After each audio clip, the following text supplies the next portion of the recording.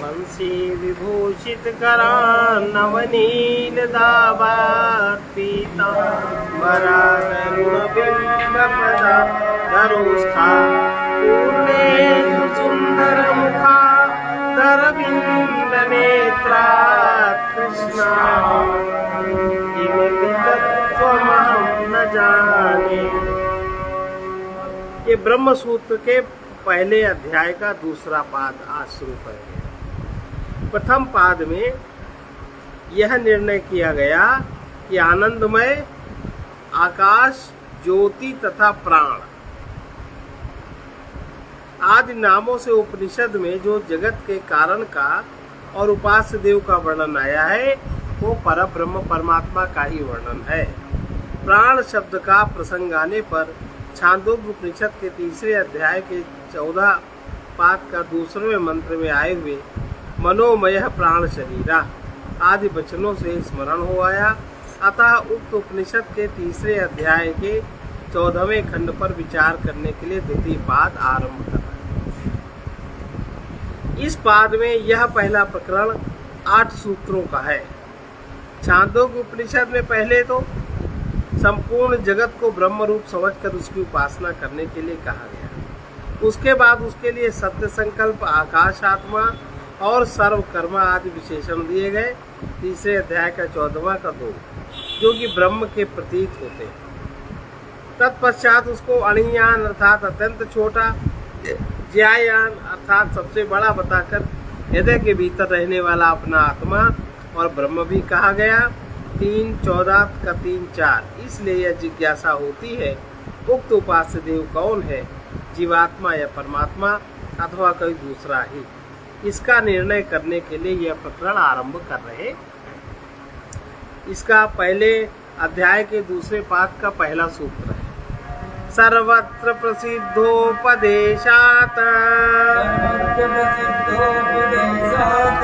सर्वत्र माने संपूर्ण वेदांत वाक्य जगत की उत्पत्ति स्थिति लय के कारण रूप प्रसिद्ध परब्रह्म का ही उपास्य देव के रूप में उपदेश हुआ है। इसलिए छांदोग्य श्रुति के तीसरे अध्याय के 14वें पाद में बताया हुआ उपास्य देव ब्रह्म ही है। छांदोग्य उपनिषद के तीसरे के 14वें खंड के आरंभ में सबसे पहले यह मंत्र आया है सर्वं खल्विदं ब्रह्मा तज्जलानिति शांत उपासीत तज्जलानिति शांत उपासीत अथ खलु क्रतुमयः पुरुषो यथा क्रतुर्रस्मिन् लोके पुरुषो भवति यथा क्रतुर्रस्मिन् लोके पुरुषो भवति तथेतः प्रेत्य भवति सक्रतुं कुर्वीत तथेतः भवति सक्रतुं कुर्वीत। अर्थात यह संपूर्ण चराचर जगत निश्चय ब्रह्म ही है, क्योंकि यह उसी से उत्पन्न हुआ है। स्थिति के समय उसी में चेष्टा करता है और अंत में उसी में लीन हो जाता है।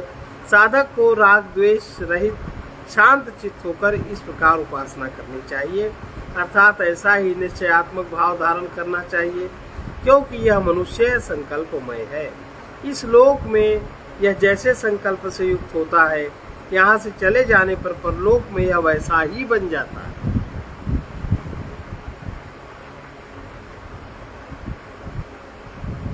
अतः उसे उपयुक्त निश्चय करना चाहिए। इस मंत्र वाक्य में उसी परब्रह्म की उपासना करने के लिए कहा गया है, जिससे इस जगत की उत्पत्ति, स्थिति और प्रलय होते हैं, तथा जो समस्त वेदांत वाक्यों में जगत के महाकारण रूप से प्रसिद्ध है। अतः इस प्रकरण में बताया हुआ उपास्य देव परब्रह्म परमात्मा ही है, दूसरा नहीं।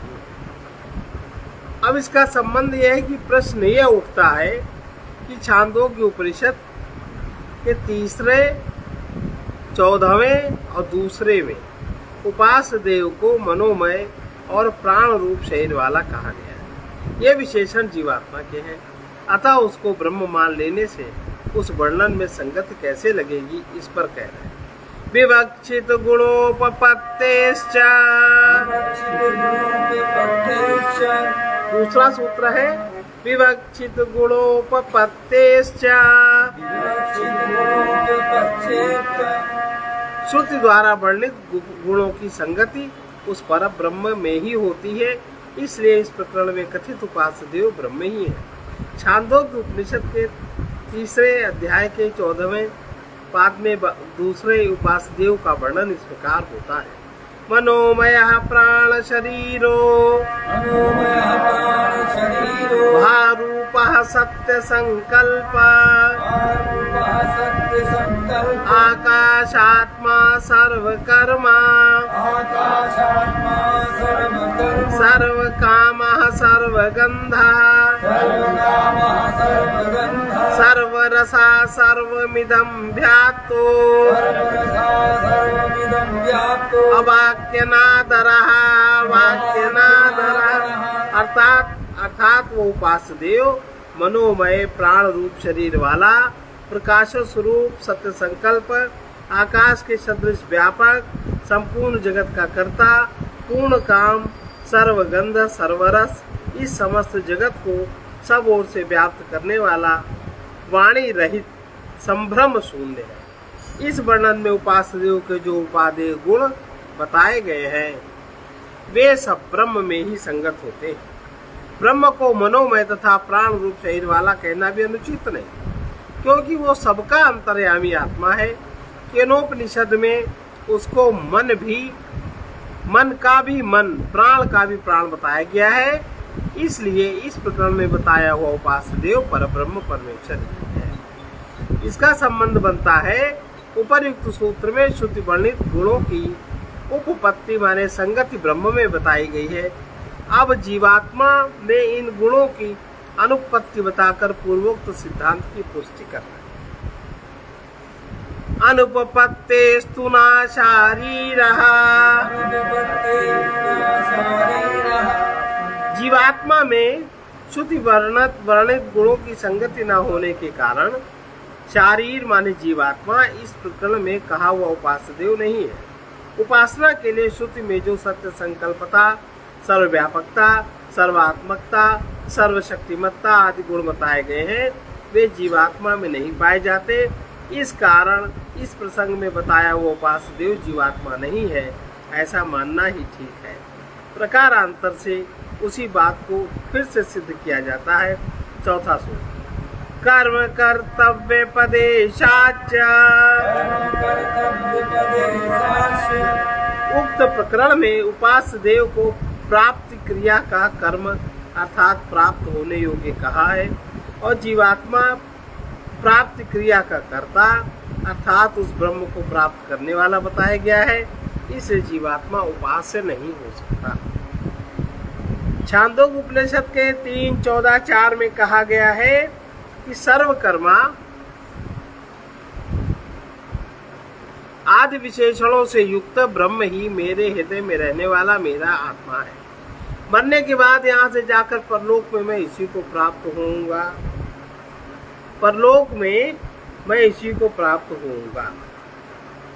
इस प्रकार यहाँ पूर्वोक्त उपास्य देव को प्राप्त होने योग्य जीवात्मा को उसे पाने वाला कहा गया है। अतः यहाँ उपास्य देव परब्रह्म परमात्मा है और उपासक जीवात्मा है, यही मानना उचित है।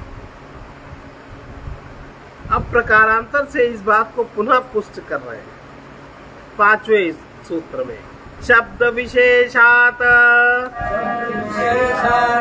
ये जो उपास्य और उपासक के लिए शब्द का भेद होने के कारण भी यह सिद्ध होता है यह उपास्य देव जीवात्मा नहीं। छांदोग्य उपनिषद के 3:14 के चौथे मंत्र में कहा गया है कि यह मेरे हृदय के अंदर रहने वाला अंतर्यामी आत्मा है, यह ब्रह्म है। इस कथन में ऐसा ये आत्मा तथा ब्रह्म ये प्रथमांत शब्द उपास्य देव के लिए प्रयुक्त हुए हैं और मैं अर्थात मेरा ये षड्यंत्र पद भिन्न रूप से उपासक जीवात्मा के लिए प्रयुक्त हुआ है। इस प्रकार दोनों के लिए प्रयुक्त हुए शब्दों में भेद होने के कारण उपास्य देव जीवात्मा से भिन्न सिद्ध होते हैं। अतः जीवात्मा को उपास्य देव नहीं माना जा सकता। अब इसका संबंध इसके सिवा और स्मृतेश्च, छठे सूत्र में कहा गया है कि ऐसा स्मृति प्रमाण से भी सिद्ध है। उपास्य और उपासक का भेद सिद्ध होता है।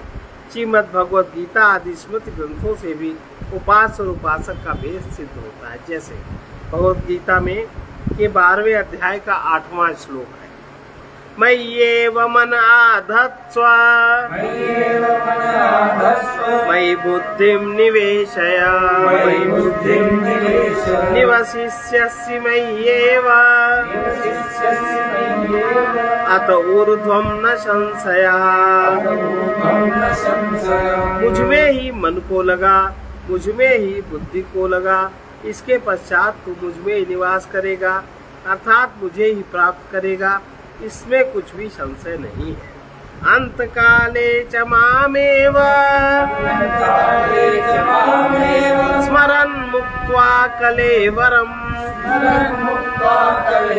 यः प्रयाति समद्भावम् याति नास्त्यत्र संशयः। जो पुरुष अंतकाल में मुझको ही स्मरण करता हुआ शरीर को त्याग कर जाता है, वो मेरे स्वरूप को प्राप्त होता है, इसमें कुछ भी संशय नहीं है। अतः इस प्रसंग के वर्णन में उपास्य देव पर ब्रह्म परमात्मा ही है, आत्मा या अन्य कोई नहीं है, यही मानना ठीक है। अब इसका संबंध बनता है छांदोग्य उपनिषद के 3, 14वें के 3 और 4 मंत्रों में उपास्य देव को हृदय में स्थित एक देशी बताया गया है तथा 3 मंत्र में उसे सरसों एवं सावा से भी छोटा बताया गया है। इस अवस्था में उसे परब्रह्म कैसे माना जा सकता है, इस पर बता 7वां सूत्र है, अर्वकौकस्त्वात्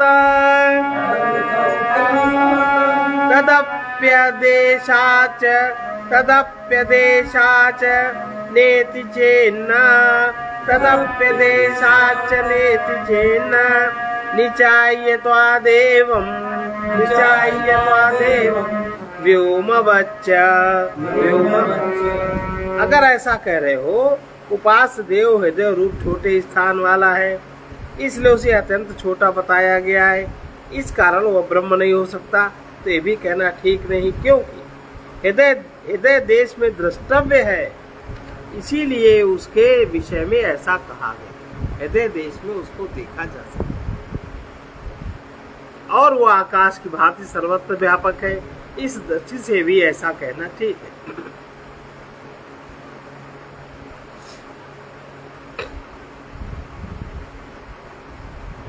यदि कोई शंका करे कि छांदोग्य उपनिषद के 13, 14 के 3 और 4 मंत्रों में उपास्य देव का स्थान हृदय बताया गया है, जो कि बहुत छोटा है, तथा 3 मंत्र में उसे धन, धान, सरसों तथा जौ, सावा से भी अत्यंत छोटा कहा गया है, इस प्रकार एक देशीय अत्यंत लघु बताए जाने के कारण यहाँ उपास्य देव परब्रह्म नहीं हो सकता, क्योंकि परब्रह्म परमात्मा को सबसे बड़ा, सर्वव्यापी, सर्वशक्तिमान बताया गया है।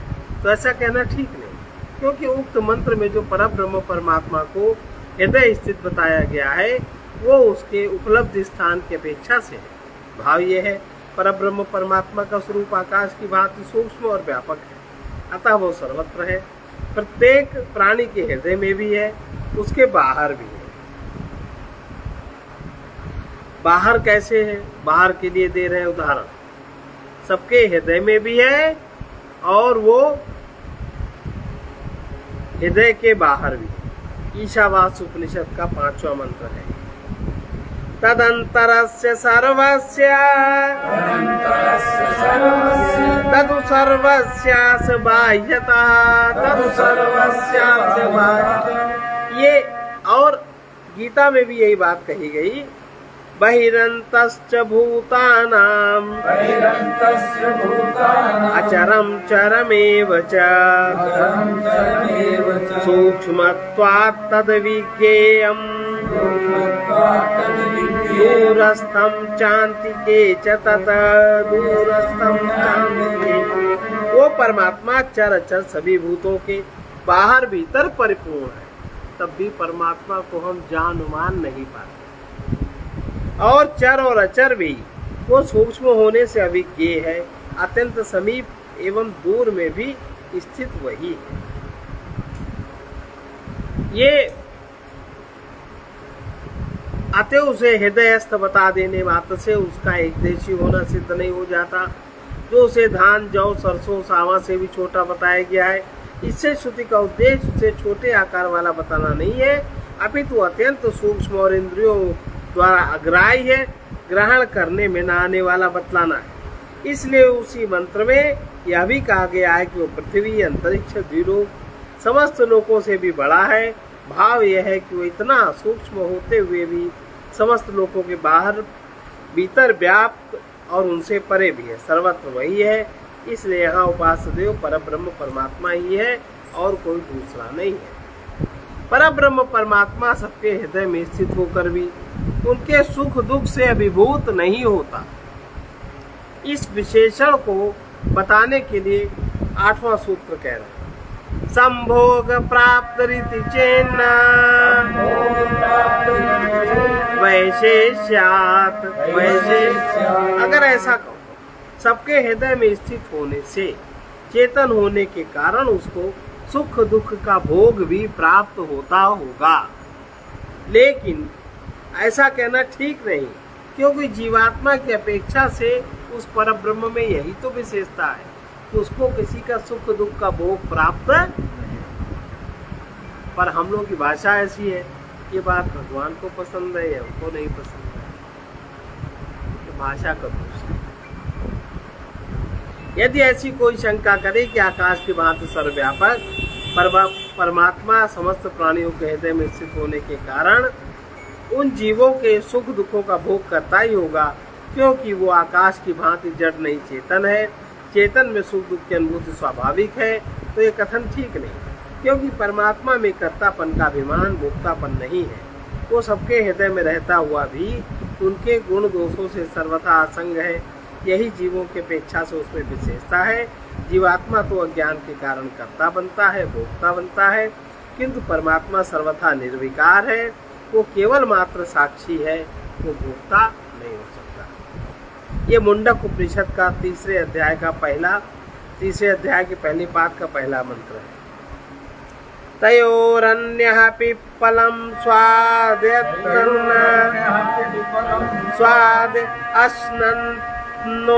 अश्नन्यो अभिचाकशीति। इसके ऊपर की लाइन है, द्वासुपर्णा सयुजा सखायां समानं प्रक्षं परिशस्व जाते तयोरन्यः पिप्पलं स्वादवत्यन् अश्नन्यो अभिचाकशीति। ये मंत्र है। अब ऊपर कहे हुए प्रकरण में यह सिद्ध किया गया कि सबके हृदय में निवास करते हुए भी परब्रह्म परमात्मा भोक्ता नहीं है, किंतु वेदांत में कहीं कहीं परमात्मा को भोक्ता कहा गया है। और फिर यह वचन किसी अन्य के विषय में उसका कोई दूसरा अर्थ है। वो उपनिषद कोई बता रहे हैं कि कौन सा है, कौन सा उपनिषद है? कठोपनिषद का मंत्र है। कठोपनिषद का पहले अध्याय के दूसरा 25वां मंत्र है। फिर यह वचन किसी अन्य के विषय में है तो उसका कोई दूसरा अर्थ है। इस निर्णय के लिए अगला प्रकरण आरंभ करते हैं। अत्ता चराचर गृहणात्, चर और अचर सबको ग्रहण करने के कारण यहाँ भोजन करने वाला, प्रलय काल में सबको अपने में विलीन करने वाला परब्रह्म परमेश्वर ही अब आगे हम लोग करते हैं, क्योंकि ये दूसरा प्रकरण आरंभ हो गया ना, तो इसे दूसरी बात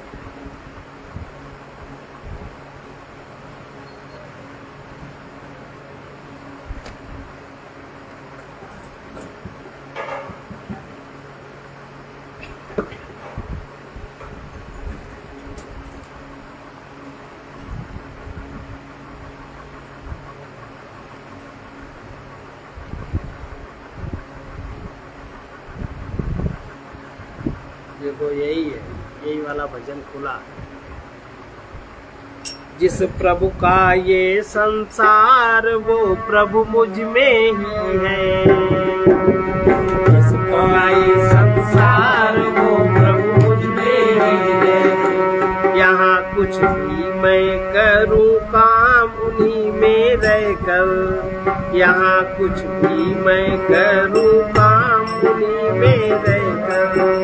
नित्य मिलता मुझे विश्राम उन्हीं में रहकर। नित्य मिलता मुझे विश्राम उन्हीं में रहकर। बीते दिन रात सुबह शाम उन्हीं में रहकर। बीते दिन रात शाम उन्हीं में रहकर। जिधर देखो करो प्रणाम उन्हीं में रहकर। जिधर देखो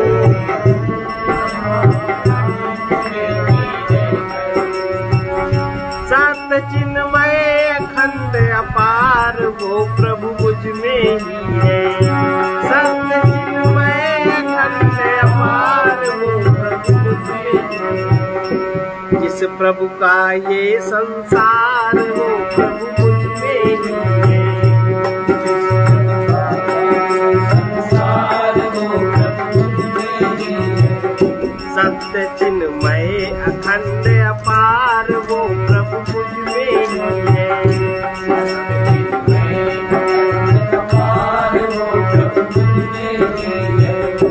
हर एक रूप में हर नाम वो ध्यान यही।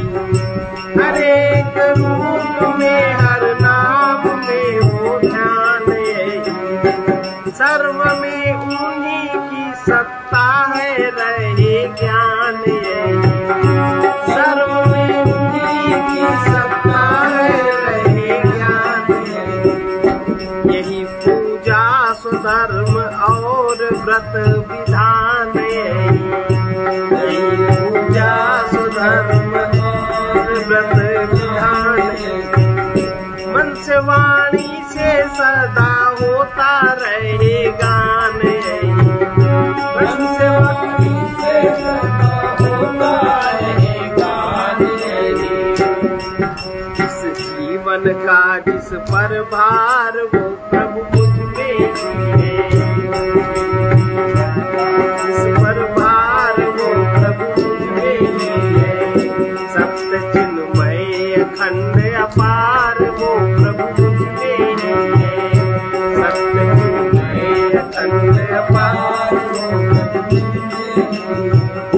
जिस प्रभु का ये संसार वो प्रभु मुझ में ही है। जिस प्रभु का ये संसार वो अनेक साधनों का धाम ये तन प्रभु का है। अनेक साधनों का धाम ये तन प्रभु का है। जहाँ अगणित भरे हैं काम ये तन प्रभु का है। जहाँ अगणित भरे हैं काम ये तन प्रभु का है। मुझे जो कुछ मिला है वो सभी धन प्रभु का ही है। मुझे जो कुछ मिला है वो सभी धन प्रभु का ही है। सर्व का आश्रय मैं हूँ यह वचन उस प्रभु का ही है। सर्व का आश्रय मैं हूँ यह वचन उस प्रभु का ही है। इसका सब पर अखंडित प्यार वो प्रभु मुझ में ही है।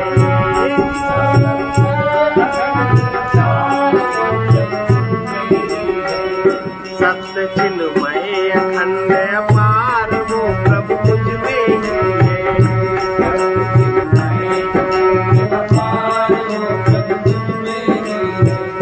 जिस प्रभु का ये संसार वो प्रभु मुझ में ही है। जिस प्रभु का संसार वो प्रभु मुझ में ही है।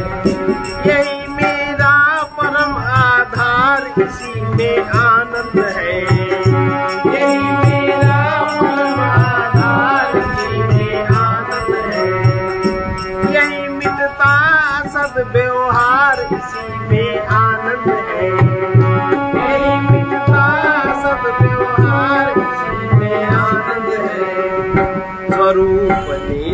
निर्विकार इसी में आनंद है।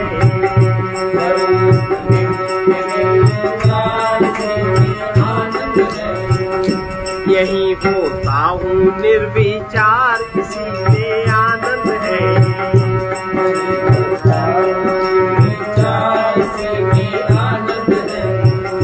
पति गाऊं यही बार बार वो प्रभु मुझ में ही है।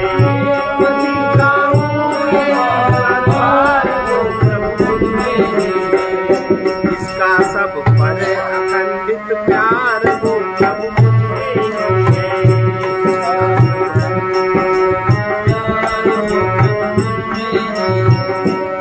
इस जीवन का जिस पर भार वो प्रभु मुझ में ही है।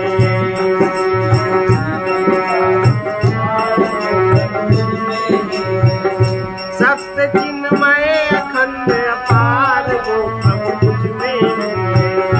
सत्य चिन्मय अखंड अपार वो प्रभु मुझ में ही है। इस प्रभु का ये संसार वो प्रभु मुझ में ही है।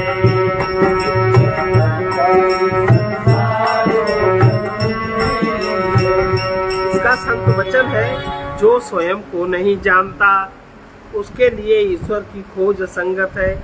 ज्ञान मनुष्य के भीतर उसका स्वरूप है। सब खोज छोड़ो और स्वयं में देखो, वो सदा से ही स्वयं में विद्यमान है। मन से मुक्त होते ही स्वयं में आ सको। जो सर्वत्र प्रेम का अनुभव करता है वो प्रभु में ही होता है। सर्वे भवन्तु सुखिनः, सर्वे सन्तु निरामयाः, सर्वे भद्राणि पश्यन्तु मा कश्चित् दुःखभाग् भवेत्। कृष्णाय वासुदेवाय, कृष्णाय वासुदेवाय, हरे परमात्मने प्रणतक्लेशनाशाय गोविन्दाय